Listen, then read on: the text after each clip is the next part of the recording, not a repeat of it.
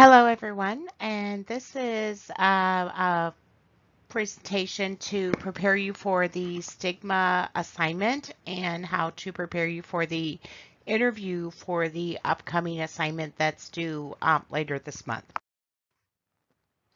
So first of all, I think we need to think about perspective.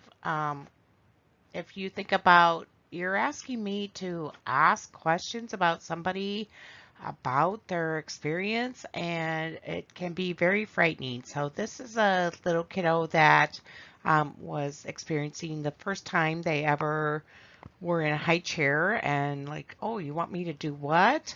And experience the eating experience at a table in a restaurant. But soon they adapted to this and were very happy to be able to experience the eating experience. So I'm hoping that you'll appreciate that. Sometimes it takes us a little bit of time to adapt to the comfort zone in which we're being asked to apply.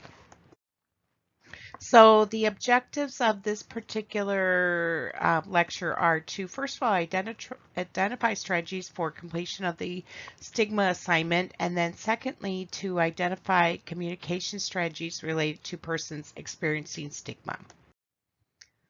So first of all, for your assignment, you should be thinking about who you're going to be interviewing for your interview for the Stigma assignment, and then planning to submit that information by Sunday at midnight and completing that interviewee form found on Blackboard.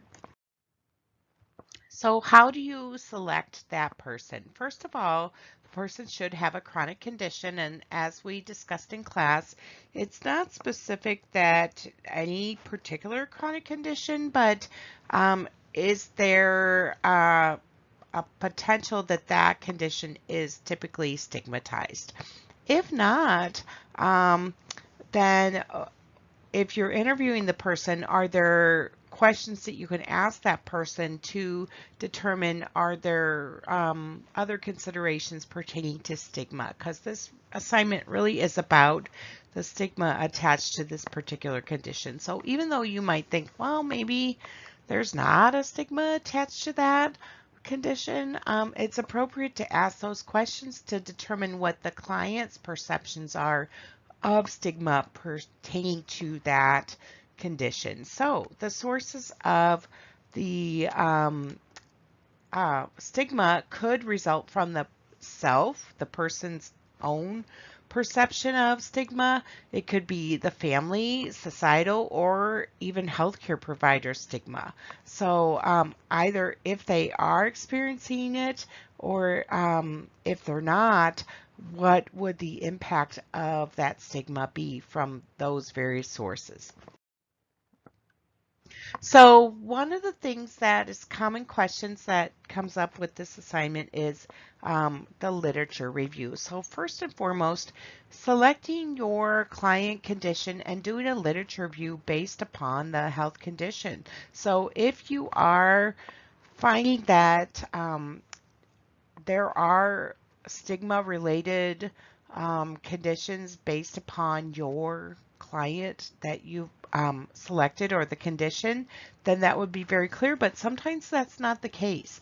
And so what I really want you to do with this is, first of all, identify what are the common situations that could present themselves with this health condition. And then secondly, look into the literature. See if you can identify anything in particular that is related to stigma based upon these findings related to this health condition. Oftentimes you're not going to find anything overt with this, and that's fine. If you don't find anything in the literature, that's okay. But are you finding that there's other literature that could perhaps support a basis for stigma related to this particular health condition? Or are there other similar health conditions that one might expect to find stigma related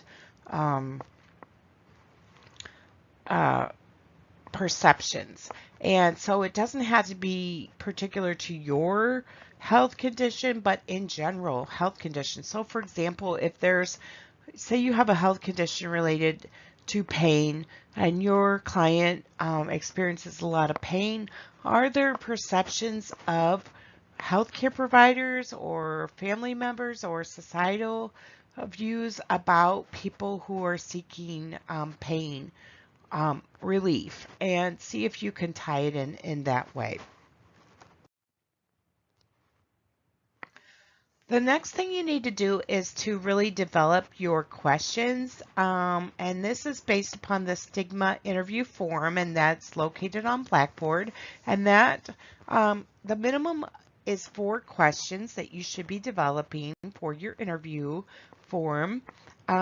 And what I would suggest to you is really consider how to ask those questions. So sometimes students really struggle with what would be considered inappropriate versus what would be acceptable. This is really the time to flesh those questions out in your draft that you're submitting to me, and I will review those with you and provide you some feedback. But consider, are there things that you think, oh, I don't know if this is appropriate, or is it acceptable to ask these questions? Go ahead and put those in a draft form, but a minimum of 4 questions. And of course, the best practice is open-ended questions, as you've learned in other interview techniques throughout previous courses that you've had in the program. And then finally, you need to submit the Stigma interview form by the due date on the course calendar, which is by Sunday at midnight, in order to be considered. Next, I want you to work on a set of practice questions, and this is based upon a video that is posted on Blackboard regarding Stella Young. She is a person who is depicted in this video. What I want you to do is review that video. It's about a 10-minute video, and identify 3 questions that you could ask related to stigma that could be asked of this particular person with her health condition. I would like you to submit those questions in the Case Study 2 Dropbox provided on Blackboard, and that needs to be submitted by Sunday for consideration. And this will be part of your overall case study practice questions portion of the course grade. So submission of those questions will be considered as completion of that assignment. If you think about, as you're formulating questions for both your client and also for the ones for Stella Young, what barriers are you experiencing? Are you having any difficulties in identifying questions that would be appropriate or inappropriate for asking? And I want you to also think about what are some options for overcoming those barriers, because that is part of how we develop as nurses in terms of how do we overcome some of the challenges that we've experienced in asking these difficult questions. And think about, what are the source of the barriers? Are those related to your own perceptions, or do you believe that they are the client perceptions, that they might be offended if you would ask these types of questions? I'm asking you to simply reflect on those concepts related to barriers, and they don't need to necessarily be included in your submission of the questions, but we're going to be debriefing on that as we practice in class next time we're together. So we're going to be discussing the common barriers for asking these difficult questions, and then we're also going to be practicing strategies to ask questions pertaining to stigma of chronic conditions in class. So as a recap, what you're expected to do then, instead of attending class on Thursday, submit your questions based upon the Stella Young video by Sunday at midnight through the Dropbox that's provided. And then also submitting the draft Stigma interview form by Sunday at midnight for your own client that you're going to be interviewing for this upcoming Stigma assignment.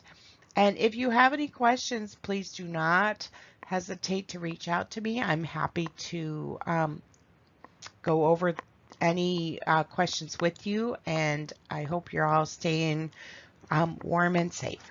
Thank you.